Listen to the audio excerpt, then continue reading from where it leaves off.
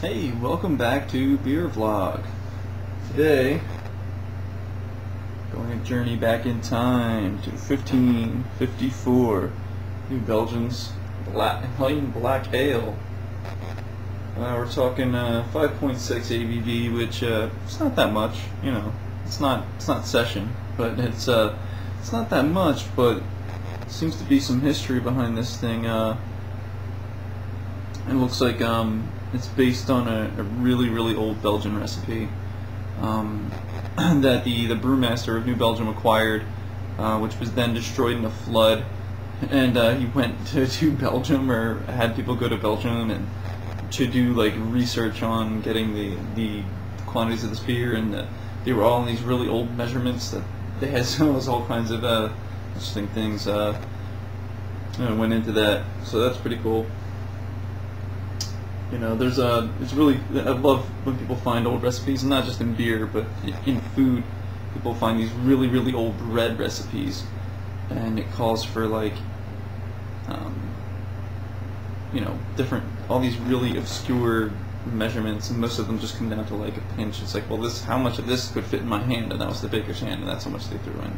Cool. Anyway, obviously this is it looks like it's probably a double or something along those lines. Right on the bottle, I mean, it shows you the kind of glass you want you to pour it in. Although I have a feeling that, I mean, I looked through New Belgium, looked through their website, and they're all round bottom glasses. Everything they serve is in round bottom glasses, even their lager. So we're gonna keep using them. Maybe they know something, huh?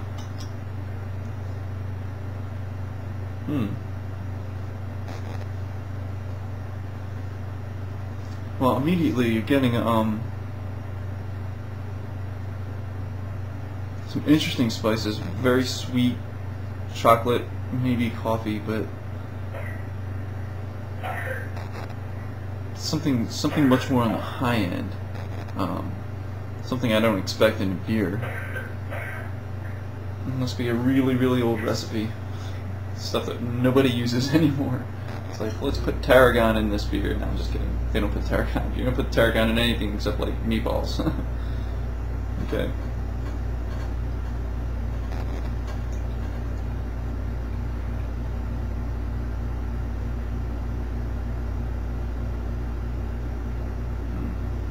Now,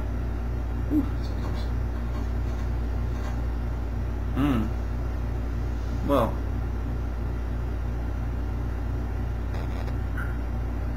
it smells like it's really jumping up my nose. Wow. Really smells like really curiously sweet malts on the high end, not really dark and robust, but I mean, if you look at that, it is a black ale. It is completely opaque. It is black. What you're seeing is what I'm seeing. It's dark.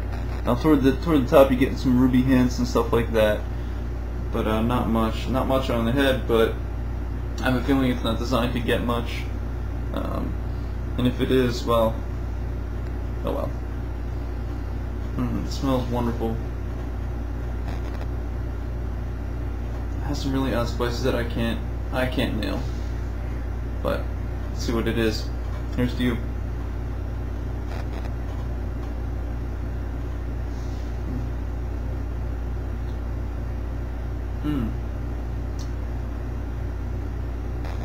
Well,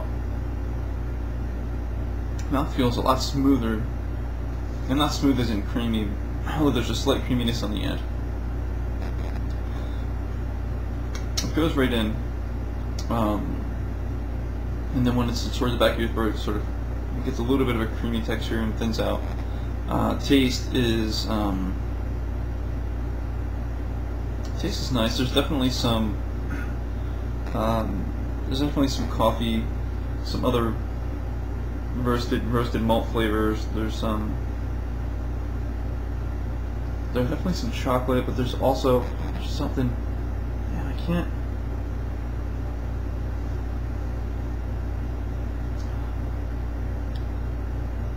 There's some kind of odd spices, but not.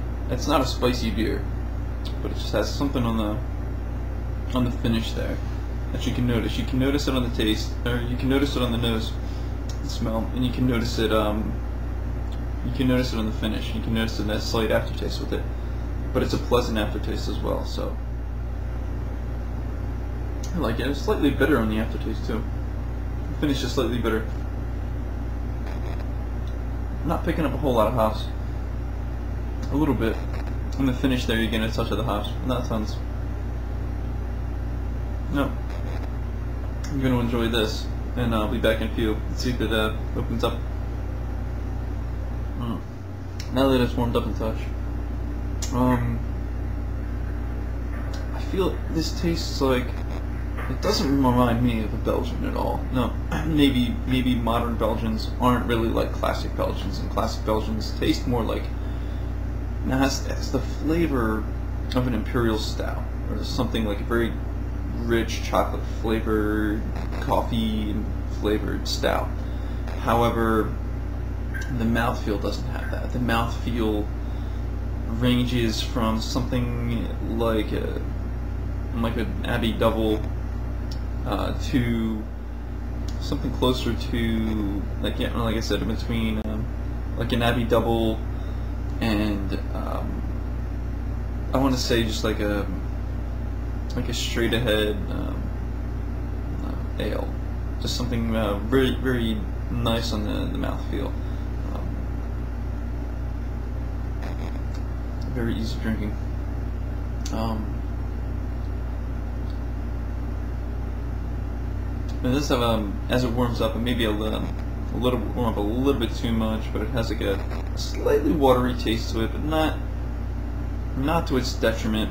It really just helps you enjoy the interesting coffee notes that are in there, because they're not typical coffee notes. Like you don't. It's not a normal Belgian style ale, but it's pretty nice. I'd give it a try. I'd say give it a try if you like any of those if you like stouts and you're just verging into Belgians. I would suggest this. Give it a try and see what you think about it. I think that's probably the best bet. Anyway, I've enjoyed this beer. I like it. So this is beer vlog, and here's to you.